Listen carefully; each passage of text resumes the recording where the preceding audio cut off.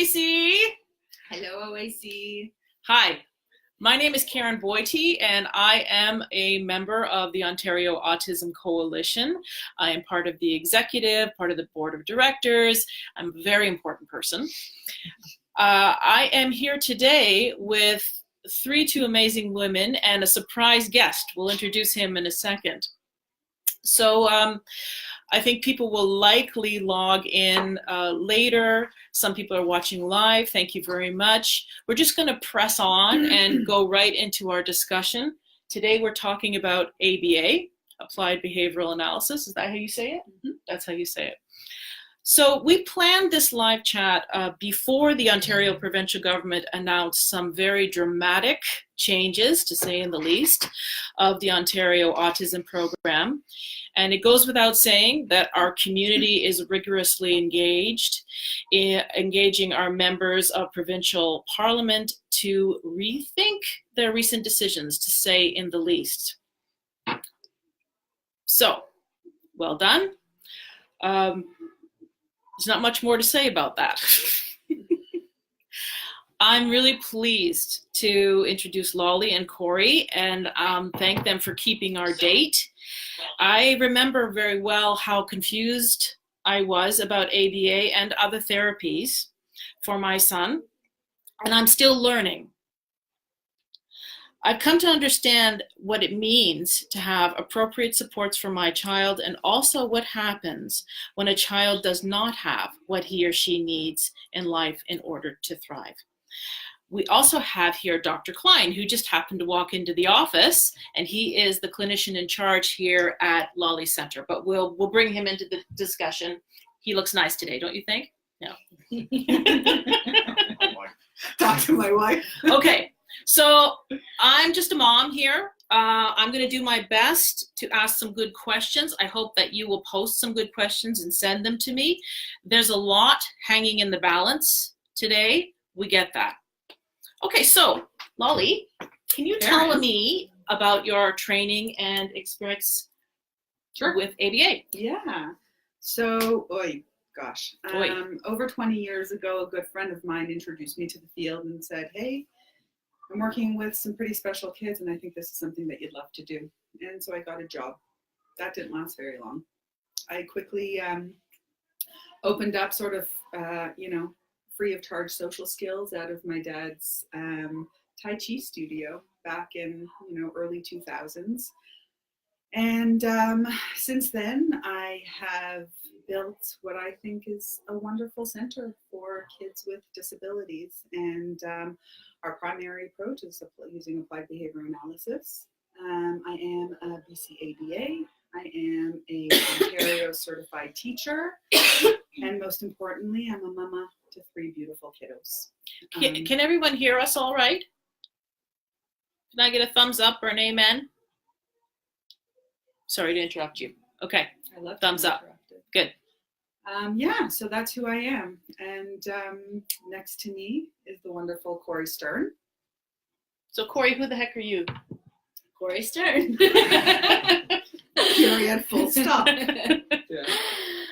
Okay, so hi, my name is Cori Stern. I'm also a Ontario registered teacher with the Ontario College of Teachers. I'm a BCBA. I'm also a mother to 2 children, and I have been working in this field for about 15 years now. Lolly and I have worked together for 12 years now, supporting kids through, applied behavior analysis and really looking at how we can provide the best possible support for our kids based on current research, best practice, collaborating with other professionals in the field, helping families really see the best in their children, helping children integrate into school, transition into school, integrate into the community, become independent, and all that good stuff. Cori, how do you get to be a BCBA? What's the process? A lot of school. A lot of school. So how lot of training. How much education have you got? Okay, a lot. Okay. A lot. So I, to pursue the BCBA designation, you do have to have a master's degree in a related field, whether it be in applied behavior analysis, psychology, education, social services. So I have my master's in child study and education with a focus on special education. And when I finished my master's and became registered with the Ontario College of Teachers, I very quickly started all my formal training to become a BCBA. So that entailed, at the time, it's changed a bit now, it's become a little more rigorous over the years as the board has tightened up their regulation. But it was about a year and a half of formal school training. 1,500 clinical supervised hours at the time from a BCBA. So I worked closely with a BCBA who supervised my clinical training. And then I had to write a very a very tough board exam. And all in all, I would say it took just over a year and a half to go through that formal training. But I do want to say that the most important piece of the training to become a BCBA was the field work, being able to work with professionals and clinicians like Dr.Klein, who supervised me at the time as well, along with the BCBA, working directly with the families and going through the motions and really understanding the needs of these families and these children, because there's no textbook that can actually prepare you for what this work actually means. It can give you the framework, it can give you the definitions, it can give you the terminology, but So Dr. Klein, do you Yes. know what Facebook is? Yes, I do. I'm not that old. Have you ever seen it before? Yes. Okay. God. So Dr. Klein happened to walk into the office as we were setting up the laptop. He is the clinician here at Lawley Center. Dr. Klein, can you tell us a little bit about what you do as the clinical big guy, oversight guy I don't know if for programs? First of all, I don't see myself as a big clinical guy. I work with a team with a lot of people with a lot of experience and know-how to work in the ABA. And my role is to sort of supervise to make sure that we're doing things, the correct way in terms of an ABA approach, but also to make sure that everything we do is ethically correct and that we don't go over. So, for example, if we're doing some type of decreasing behavior, or do we have the data that allows us to do this type of program, and also to make sure that the clients are improving and where is the problem. So checking, that, the ITs who are amazing here, and of course, Lolly and Cori, and all the other STs that work here to help them in terms of what's the next step sometimes. Mm-hmm. But also only working within an ABA framework. The other thing as a psychologist is that I can give them some type of perspective in terms of the development of these clients. They're still human beings, and where are they going, and how do we help them within the framework, in terms of the social framework, in terms of the family framework. What can we do, what can't we do?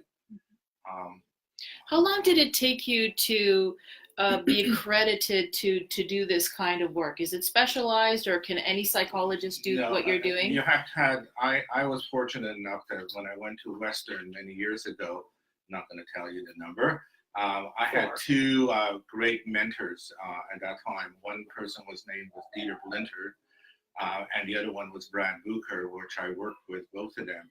And you have to understand that there was a time that the only people who ever would work with, we didn't know the autism as well. And if you look back, you see how many autistic kids we really were working with. Was the first program, for example, that started language programs. Nobody else, speech therapists, OTs, wouldn't touch these clients. And it was us, who were ABA therapists or ABA, had that framework, would be able to work in terms of increasing their. So their there were professionals that would not work with autistic children. No, autistic or developmental disabled children at that time, they were mostly called developmental disabled. So what did families do? that's, well, there's a whole history. I don't think we want to go Yeah. through the whole history, but with the families basically would go to certain centers that would help them, but there wasn't necessarily an ABA type of program. Mhm. What is amazing now with the ABA is, I mean, I've been working on it for quite a while, is the amount of progress that these kids, and it's and it is mostly because of the ABA. Yeah. The other things are people are catching up in terms of OTs, in terms of speech therapists, but basically it has to be put in a framework ABA. It would be interesting at another date to talk to someone like Dr. Klein, who has an institutional history and has seen so many changes over the years. I want to backpedal a little bit and get right down to basics. Okay, so, and I realize the field of ABA is huge, but can you tell us what ABA is? Yeah. Okay. So let's just keep it really simple. ABA is the ability to take a skill and break it down into small, teachable steps, where every step is taught to what we call mastery, and then we move on to the next skill in that that framework that we're looking to teach.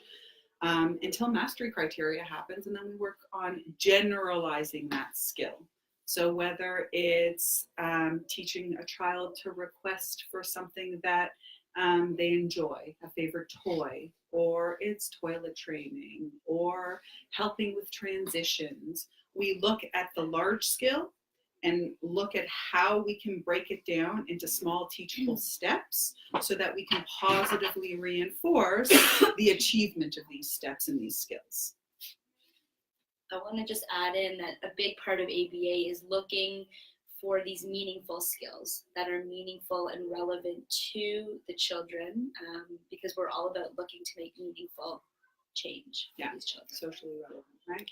So there are other kinds of therapies that and people who train with different points of view and working with kids with special needs and disabilities.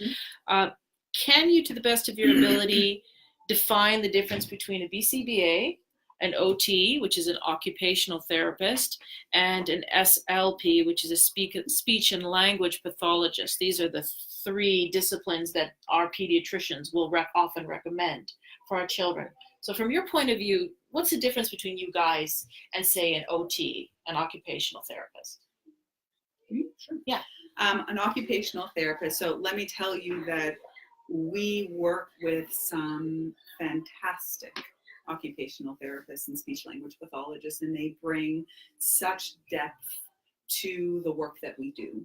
An occupational therapist, typically in our setting, we will bring in an occupational therapist to help us pinpoint how we can best increase a child's regulation, their ability to be regulated, which increases their ability to take in the information that we're looking to teach. So an occupational therapist may come in and do an assessment on one of our kiddos and say, okay, well, here is the strategy that I would like you to implement within therapy. So it may be teaching a child a self-regulation scale. It may be providing squeezes and pressure on a timed schedule. It may be interspersing seated work with movement work. And we'll work with this regulated professional, this occupational therapist, who will typically come in either once a week or once a month, depending on the intensity he or she feels is necessary for the client. We will put an OT section in our big ABA binder and take what the occupational therapist has suggested, put it within an ABA framework, and work on that skill multiple times a day, every day throughout the week. So by the time this regulated professional, this occupational therapist comes back, she or he gets to see the gains that have been made from their last visit, and then will inform our next step. So I cannot tell you, I cannot tell you how useful having an OT who has ABA background is. Speech language pathologist. So a speech language pathologist is another regulated profession in Ontario. And speech language pathologists have two separate areas of expertise. There's the articulation and speech output part of their practice, and then there's the language development part of their practice. And we work with several amazing speech and language pathologists who also come in typically once a week and are either working on increasing language skills, and we will take that, put it into our ABA framework, work on it multiple times a day, every day during therapy to increase success on that target. Or sometimes the speech language pathologist will work on articulation. So a lot of times our kiddos have the language, but their articulation is so poor that it's very difficult for people outside their small community to understand what that kiddo is saying. And so if you have the words, but they're not intelligible, meaning they're hard to understand, kids are going to be less motivated to use those words. And so a speech... So these people that you bring in and invite into your center, how does this get paid for? A lot of times through private insurance, or parents pay out of pocket. Right. And is it the parent that initiates bringing these people into the team, or the other way around? How does that work out? So we at our center, we are 100% open door, and we collaborate with everybody, other professionals, parents, grandparents, guardians, you name it, you're part of our community. And so it really depends. Did this family come in with a team that they want to add to our team, or has our clinician in charge, one of our senior therapists, put in a recommendation? So it can happen either way. If our therapy team is making a recommendation, we have an internal form we fill out, we bring the parent in, we explain why this recommendation is happening, and then we move forward from there. Okay, great. Is ABA designed specifically for autistic children? No. It's a great question. It's a great question.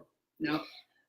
Dr. Klein? You want me to? Yeah. ABA can be used in so many different areas. Okay. It could be used Tell for us. vocational training. It could be used for academics. It could be used for motor things and teaching people in factories how to do more efficient work.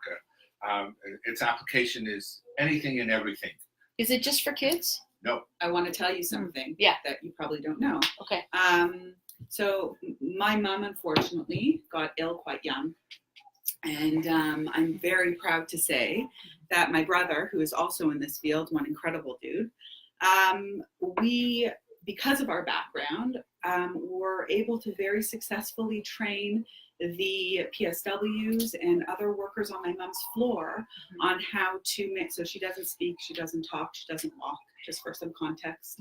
And through applied behavior analysis, we trained all of the staff on her floor on ways to help her transition, on ways to brush her teeth, increase her hygienic value, all being hands off by using ABA.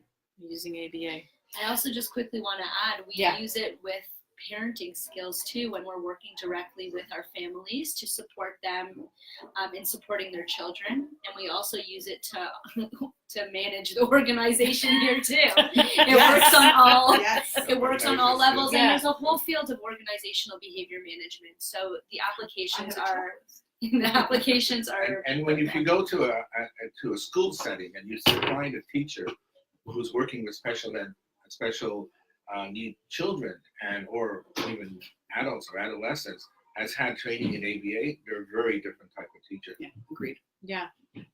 I want to talk about just the practical everyday life that your work day. What and the day for a child that is in a full-time program at your center. So what's a day in a life like for the average kid who has 20 plus hours a week here at your center? Let's see, you want me to run through? Like a day in the life. A kiddo walks in. You know. A kiddo walks in, And therapy starts when they walk through the door, whether it's task analyzing, how to independently undress their snow pants and boots and jackets, how to unzip their stuff, how to put their stuff onto their hooks in their cubby. Therapy starts right when they walk in.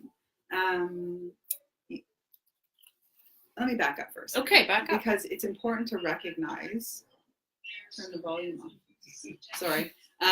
It's important to recognize that this work, our work, is so effective, and its effectiveness is increased when we as practitioners and professionals take the time to develop solid relationships with our clients and their families.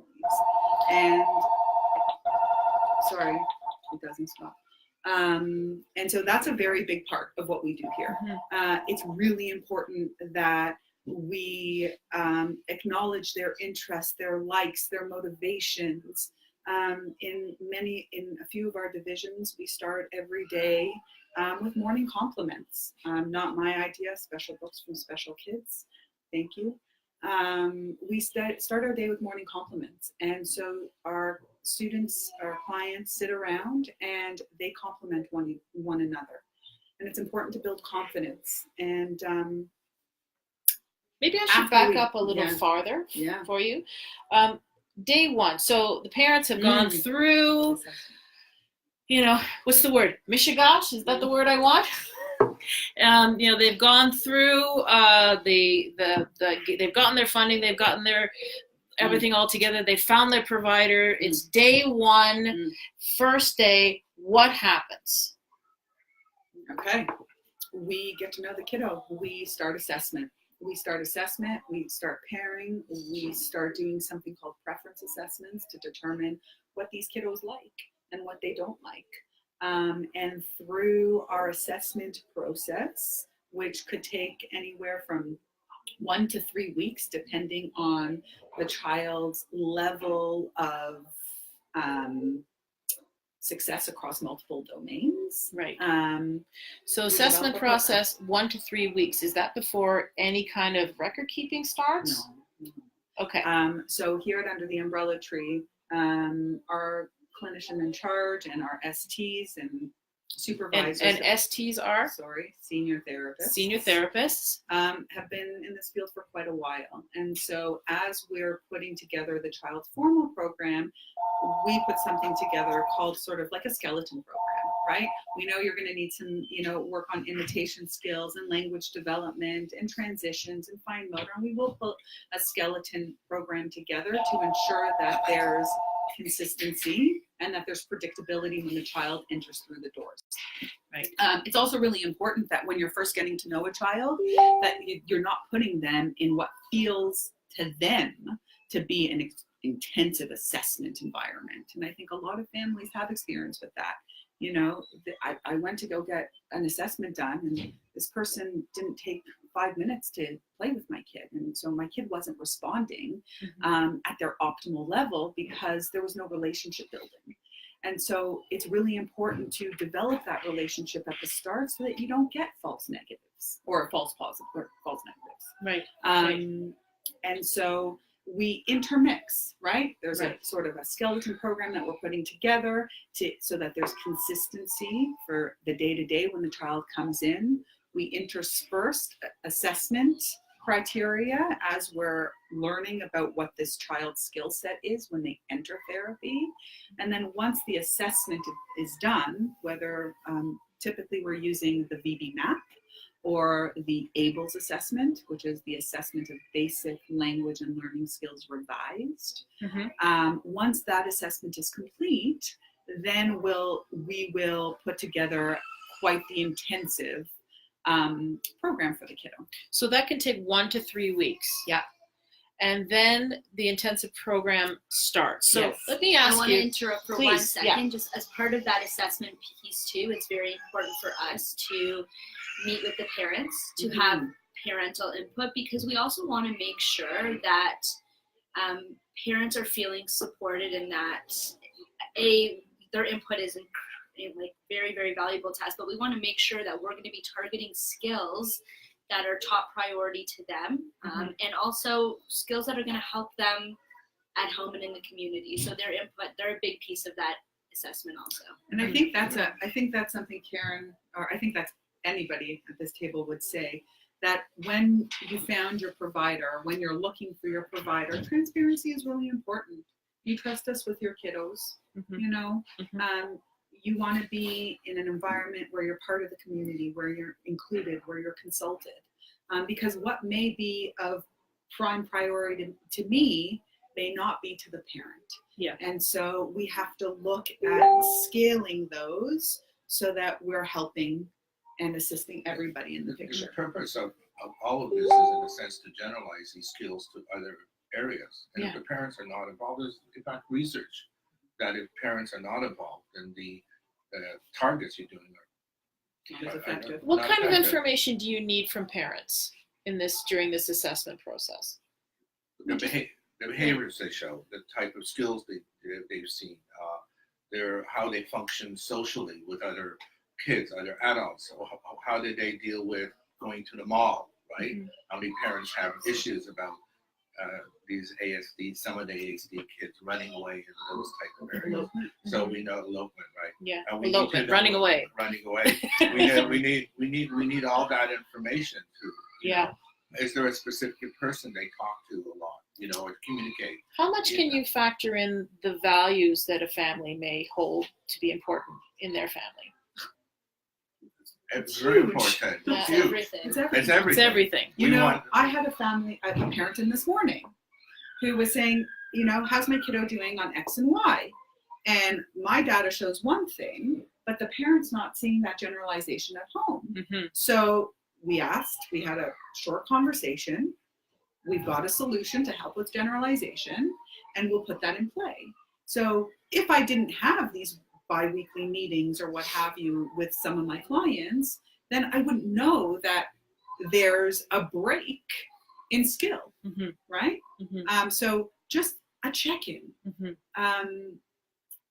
Being an active participant in the program is huge. It helps drive us. I want to give new parents who are really waiting for a service like this to start for their kids a sense of how much time it takes to get to know a kid and develop a program. So I'm going to ask you a little bit more. I was really surprised by how long it took for me to be aware of all of the details that needed to be addressed in my child's life. Because human beings, we're complicated animals, you know. And while this is a science, we are human beings who love. We all develop differently. It's hard to know what is autism and what is a kid just being a little bugger, you know, and being able to figure those things out, right? And I was really, really surprised. I had thought going in that we'd be able to just nip this stuff in the bud. I'm going to the right place and boom, boom, Bob's your uncle. So I want to talk about, we touched on priorities, but I'm going to give you an example of a child. And I want you to tell me about how you might work through the child I'm about to describe. Okay? So a parent has brought their kid in. The kid is non-speaking. The kid is not toilet trained. And the kid is so stressed out they're hurting themselves. So they're banging their heads on the floor, let's say 100 times a day, because you counted. All your great technicians have counted. How do you start? Where do you start? You've got a parent who's freaked out about their child being hurt. You've got a parent who's terribly upset that they can't get this toileting thing figured out, even though they've toilet trained all of their other kids. You know, they're frustrated, and the kid cannot express what they want, what they need, and the frustration between the parent and the child is just over the roof. So how do you start to prioritize? How do you start to work with a situation like this? Well, step one, the child is injuring him or herself. Safety is first. Okay. And we take data to determine, to the best of our ability, the function, why is this child hitting his or her head? Why? There's a function, there's a reason. There's a reason this behavior is happening and is being maintained. Once we figure out what the reason behind it is, the function, then we put what's called a behavior reduction protocol in place. What do you do to figure that out? We can, well, the easiest thing to do, the most common thing that we do is we start with ABC data. We look at what happened before the behavior, what the behavior is, and how people in that child's life are responding to that behavior. We look at the data that we collect horizontally and vertically to determine how intense it is and what the possible function would be. We hypothesize after looking at our data, and then we put a behavior reduction plan in place that then goes to our clinician in charge to read and sign off on. And then it goes to the parents to read and sign off on. And then we start implementing protocol. I want to also add that in taking all this data to determine the function of why this is happening, we also speak at length with the families, because if they're experiencing this behavior at home in the community, we also need that information. We need to know, is it isolated to this environment? Is it happening across the board? And that information is going to be very useful in helping us put together our protocol and hypothesizing the function behind it. So that's a big piece of it also. Sometimes we even go to the home to check it out, which is really important, right? Mm-hmm. Our parents come in here to do our part of the parents production. then, or we go there and do encouragement. Mm-hmm. But that's this. You have to look every at child is different. Right? Yeah. So every child is unique. Yeah. Like all of our children. And so we look at the specific situation and we say, what can we do to get this under control and this specific behavior reduced to 0 occurrences as fast as possible? Mm-hmm. So if that means that we have to move therapy into the home, we move therapy into the home. If that means the parent needs to stay and be part of therapy so that they are watching how the therapists are handling when the child attempts to hit his or her head, the parent will stay for therapy. If the grandparent is the primary caregiver, we'll have the grandparent come in. It's really about working together to move past, to get these behaviors under control, these negative behaviors reduced, so that we can open up time and learning. I was just going to say that. I was going to say our priority is to reduce these negative behaviors, especially when health and safety is involved, because learning cannot necessarily take place. If we have a kid who is in distress, who is dysregulated, who is not calm, which is what all this means.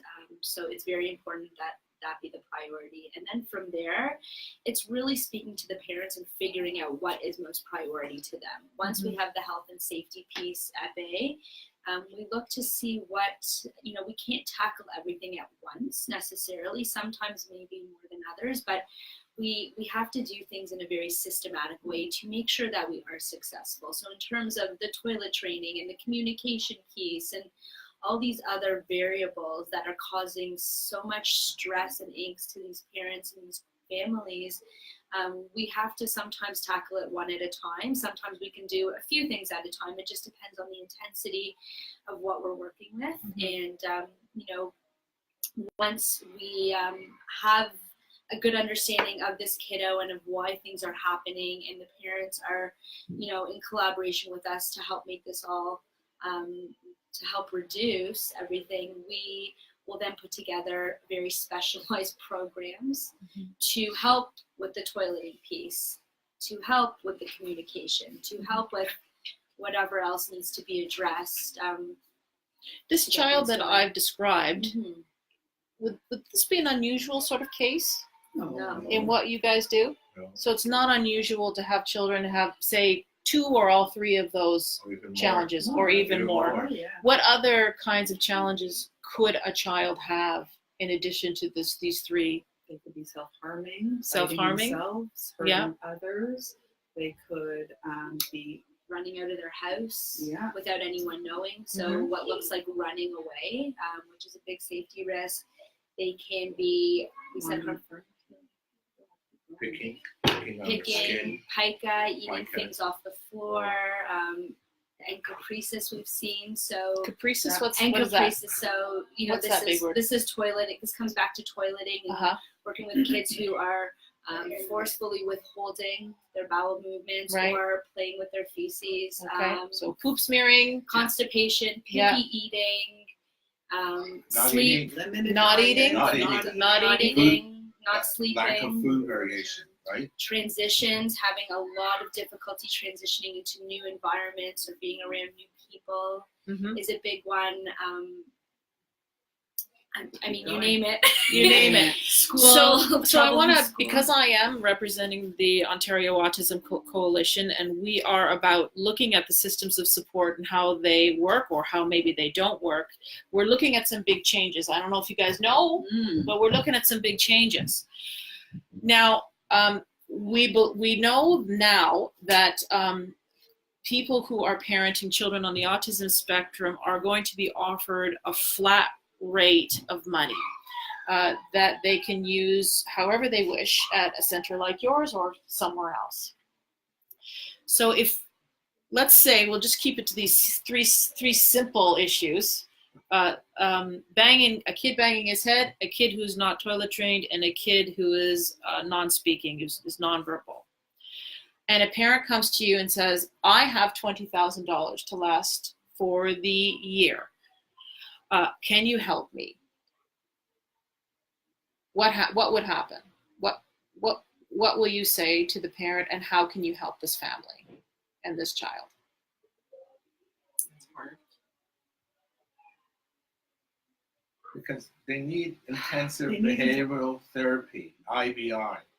You know, if someone has all those behaviors, you need 30, 40 hours, 20 hours, something, you know. Let me answer your question in reverse. Okay.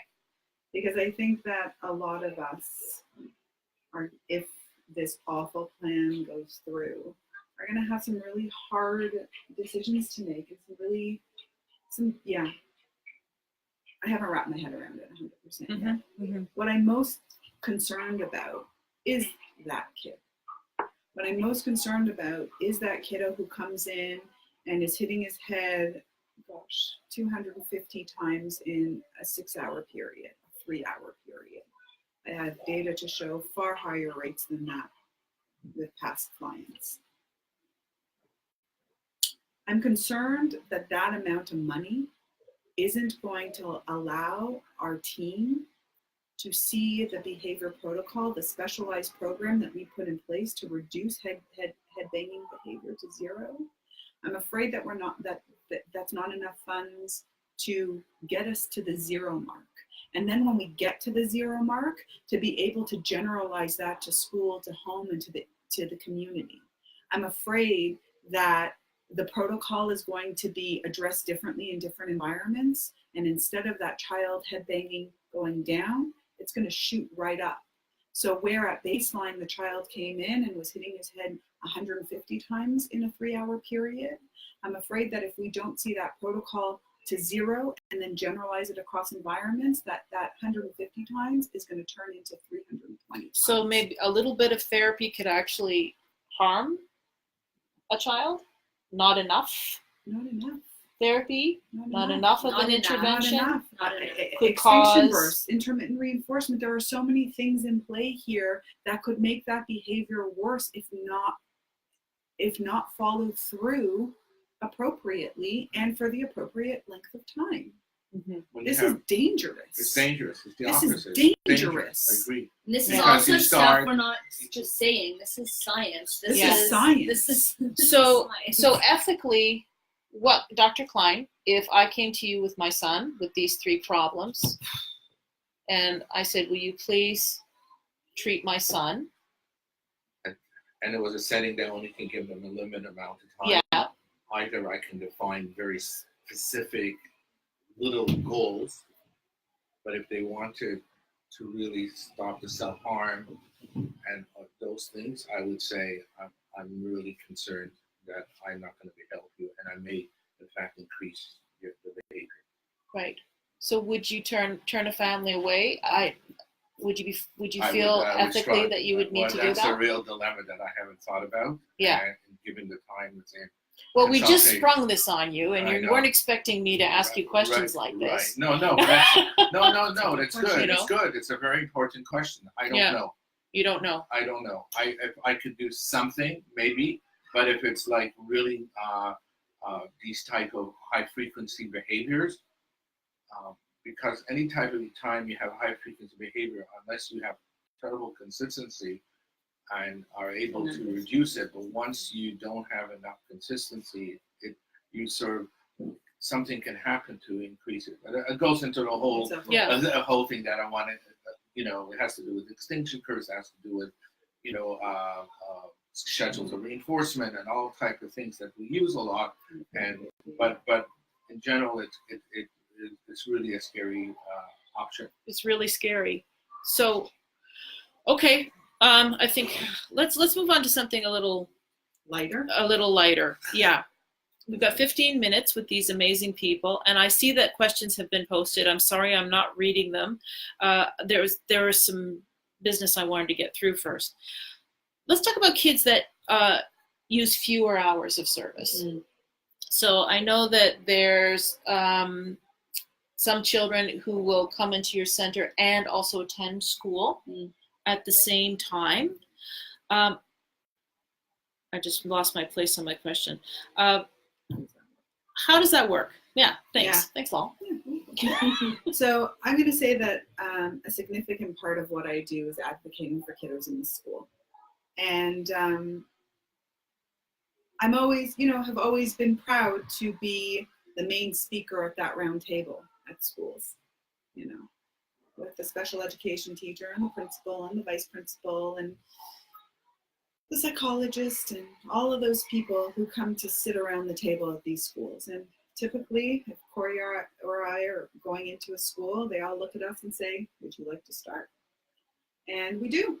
And we've read the reports of all of the other regulated professionals who are consulting, not working one-to-one, who are consulting to the child in the school board, and we try and pare down the number of skills that the teacher feels she has to get through to try and increase effectiveness in the school. It is when we have a kiddo who we recommend should be transitioning into school, the most important thing is to develop an open relationship with the teaching team. You can ask your school and your service provider for something called a consent to share information form, so that you can have open communication with your school's teaching team and therapy team. What was that form again? Consent to share information. Okay. Okay. One of the main things that I like to start our relationship off with is trying to define goals.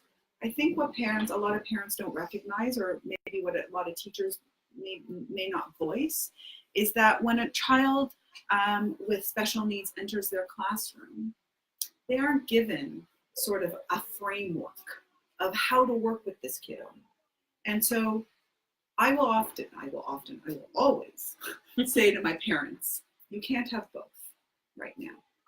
You can't have the education and behavior management and predictability and transitions and all of the stuff around what a school day looks like. I need you to pick a goal. Are we working on social skills? Are we working on academics? Sorry, guys.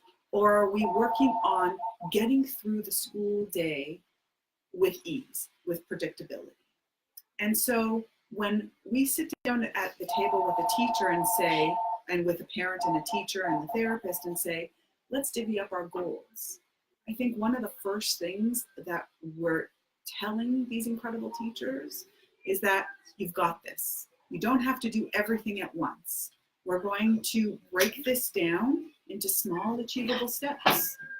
And once you feel comfortable that you've got these transitions in place, then we'll take on the next skill. You going? No. He's hiding the phone. So so yeah, I think I could blabber about that forever, but I think that that's really important. That when you're going into school, you're just widening your community supports, right?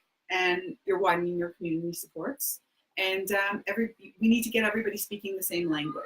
Teachers don't speak ABA, and unless you're a teacher, many ABA therapists don't speak teacher. Mm-hmm. Right? That's why they're two separate professions. Do you ever have difficulty getting through the doors of the school with your clients? What are the challenges? What are the challenges? So yeah. I you know what, I think that yes, there could be challenges. I think that it's important to recognize that when you're stepping into a school as a therapist, you're stepping into somebody else's home. And you have to respect that home. And you have to find your place. Mm-hmm. A very, very diplomatic response. Thank you, Lolly. But it's true. Okay, I have a couple of questions from some parents that I want to ask you. Myra, thank you, Myra. Let's also talk about the misconceptions surrounding ABA, i.e., what it is and what it isn't. So there are some misconceptions. Too many think that it's one thing, that it can only be done one-to-one at a table, for example. That it's only for individuals with ASD. We touched on that. Need to dispel these myths. So yeah, a lot of people think of ABA as table time, sitting at the table and doing work and getting cookies. This is what the board government, this is what I'm so afraid of right now. Okay. We have come so far. We have come so far in the last few decades that, you know, when I first started in this field, what's the woman's name? Oh, Myra. Myra. You're not wrong. I was trained to work at a table. That's what I did. Then came in verbal behavior. Then came in precision teaching. Then came in tag teach. Then came in natural environment teaching. Then came in pivotal response training. Then came so many different things. If you could see the masters on my wall, that's Eric Houghton. And the one up you can't see is Ogden Lindsley. You know, the developers of the Houghton program and precision teaching. And so ABA, the field has grown so immensely that we look at our kiddos and we say, what do you need? Okay, yeah, you need that.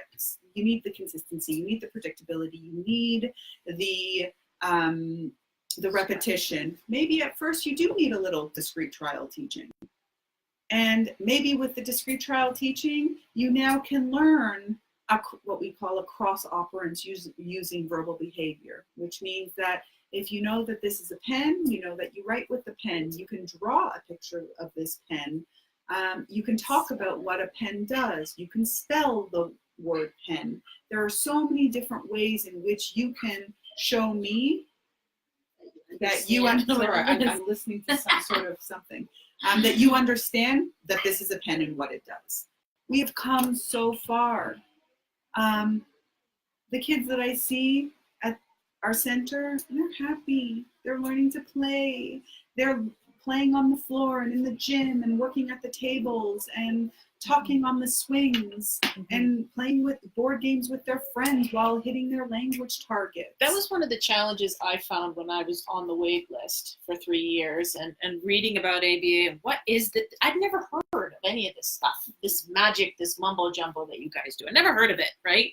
And I remember being on the phone with an intake person with the ministry and saying, is it any fun? I think so. Is it fun? Do they have fun? And you know do they go outside? Is it any fun, you guys? Is it fun here? It's fun. It's fun. Many of the articles in the main ABA talk about social skills. Going back so far back that's what they talk about. Social skills. How do you run a classroom? Teaching within a group situation. All ABA principles, you know, well-researched, empirical. I have data, you know, is it working or not working? only thing that you look at your data. Yeah.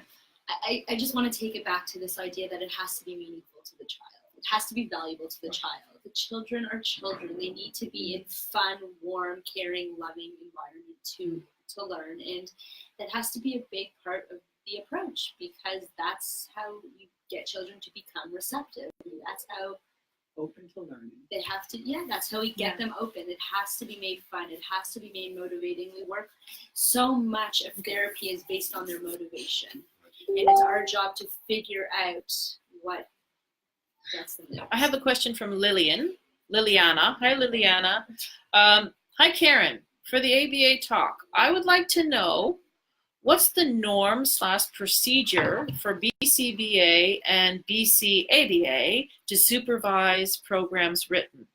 How are staff trained? Let's do that. It's a three-parter. So the first part is, how do you supervise the programs that are created for kids? So let's talk about what a team looks like. I don't think we've touched No, on we that. haven't talked about the teams. Right, so let's talk about what a team looks like. Your child comes to a center, and your child will immediately have a team of instructor therapists, Okay. ITs. the ITs, Okay. instructor therapists run the programs that the senior therapist and clinician in charge put in place based on assessment results and parent input.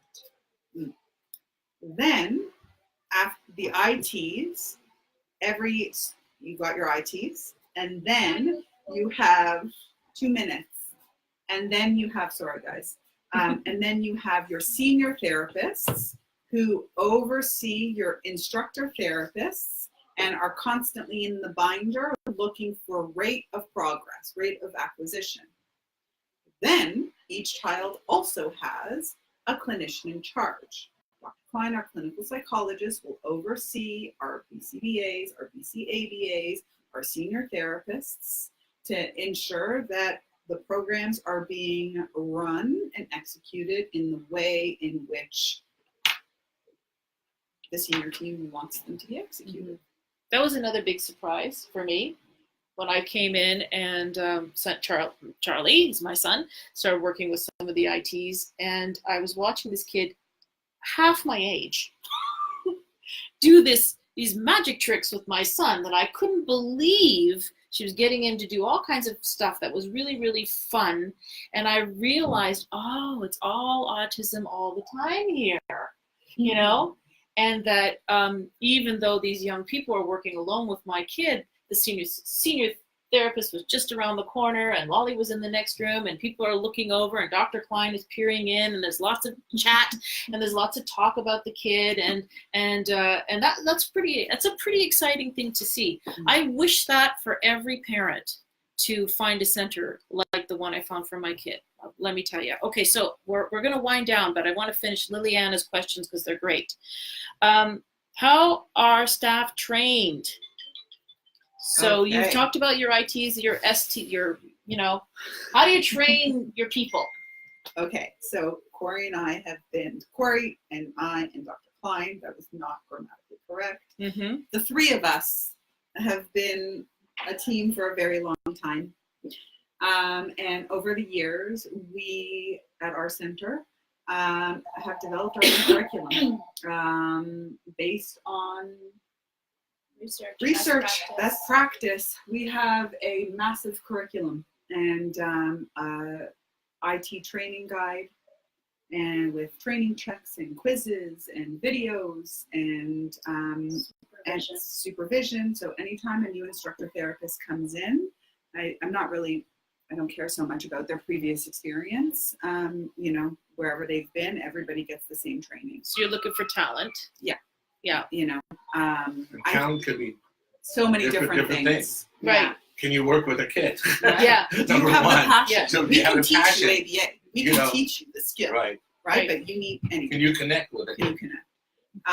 So we typically, new instructor therapists will, training could be anywhere from 2 weeks to 6 weeks, where they're reading our manual, they're doing our training checks, they're getting on the floor with the senior therapist to show what they read and to show that they can execute what we call modeling a lot of too. modeling. We do a lot of modeling for them and have them model what we've done, and we give them feedback and a lot of supervision around that. And I think a lot of it comes from how the child responds to them as well, to see how effective they are, and just keep providing feedback from there. And in terms of how we continue to train them, is we are constantly also reaching out for professional development opportunities ourselves within the field. We go to a lot of conferences, we speak with a lot of researchers, we read the research, and we bring it all back to the floor to train our team. And all of the other professionals we work with. So we've got. Can I just say one more thing? Yes, please. The other thing in terms of how good they are is, are they able to carry a program? In other words, a program, if it's working, is a reflection both of the child and often of the IT teacher, right? It's not, because we're using the same principles. Yeah. I want to finish off Liana's question. And Cori, did you notice any questions that you'd like to address before we wrap up? But this will be my last questions, and I'm asking Cori to scroll through the comments, and then we'll have to sign off because these folks have work to do. So how often do you reevaluate the kids and check on the programs and make adjustments? So so our clinician in charge is here multiple times a week.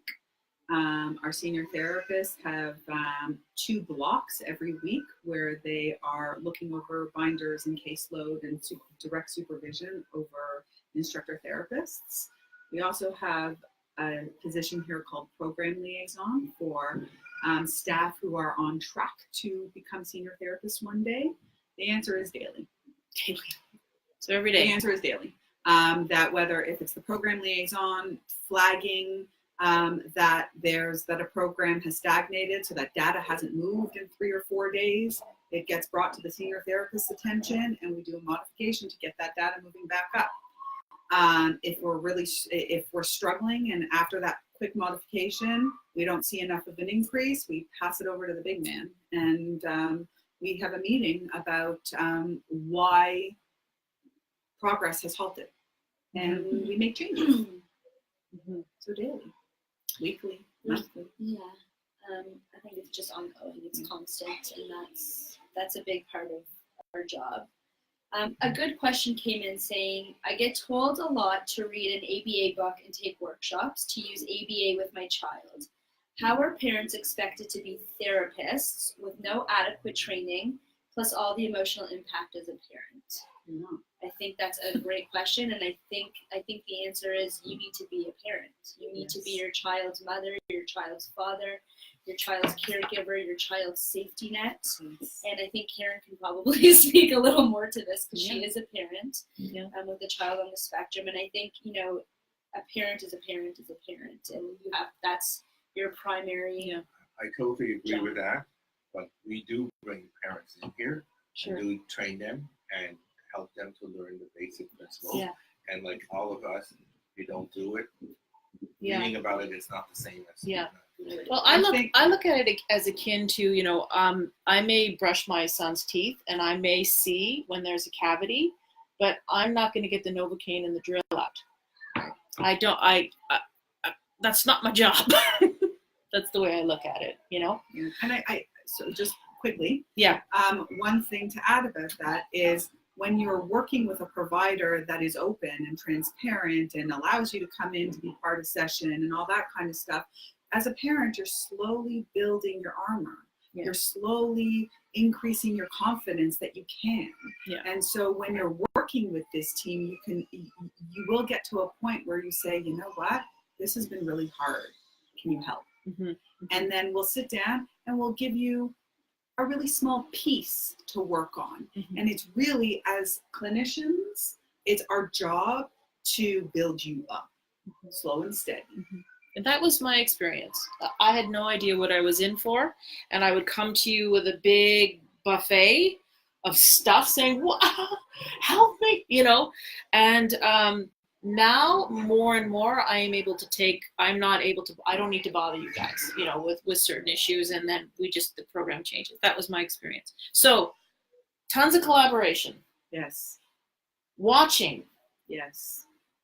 Data. Take video if you can. But for let's synopsize like everything that you do, right? Time, observation, trial and error, data, Intensity. intensity, Repetition. repetition, Intensity, Consistency. continuity, Generalization. across environments, people, and objects. It must be across all environments, across multiple people, using various objects to generalize.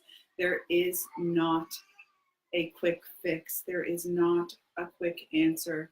And most importantly, there is not a cheap solution. I'm sorry. nice job. Thank you.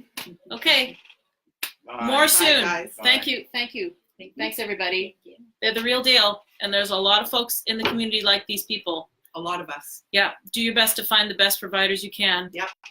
Stay in the fight. Yeah. Bye. Thanks for joining. That was amazing. Thank you for having me.